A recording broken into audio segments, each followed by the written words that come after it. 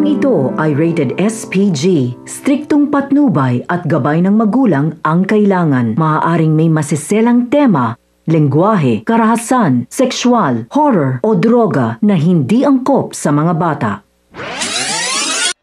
Mga kapamilya, ang mga dapat nating abangan sa FPJ's Batang Quiapo.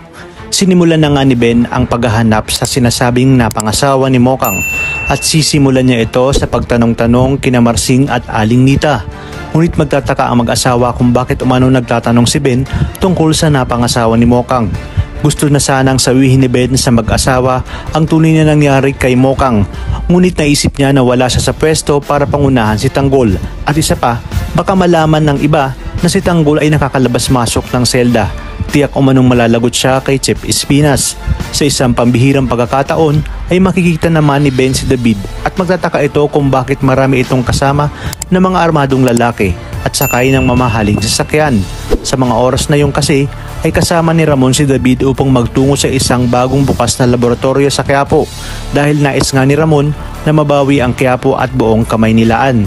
Magugulat si Ramon nang biglang tawagin ni Ben ang nagpapanggap na si Tanggol na David kung kaya't halos lumubog si David sa kanyang kinatatayuan dahil sa pagtawag sa kanyang David ni Ben.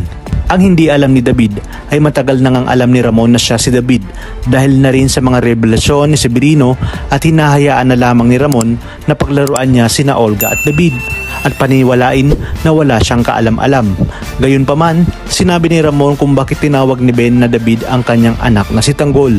Dito, sinabi ni Ben na hindi naman umano Tanggol ang pangalan ni David at si Tanggol ay kasalukuyang nakakulong sa koreksyonal. Ngunit magiging huli na ang lahat dahil tuluyan nang nakalaya si Tanggol sa tulong ni Marcelo at si Pakundo nga ang siyang magiging susi para magkita ang tunay na mag-ama. Ngunit matatanggap kaya nila ang isa't isa sa oras na malaman nila na iisa lang ang babaeng kanilang minahal. Talagang kapanapanabik ang mga susunod na tagpo sa teleseryeng ito. Kaya naman sabay-sabay natin itong pakaabangan. At kung bago ka pa lamang sa akin channel ay sana'y huwag kalimutang mag-like at subscribe. Pinutin ang notification bell para updated kayo palagi.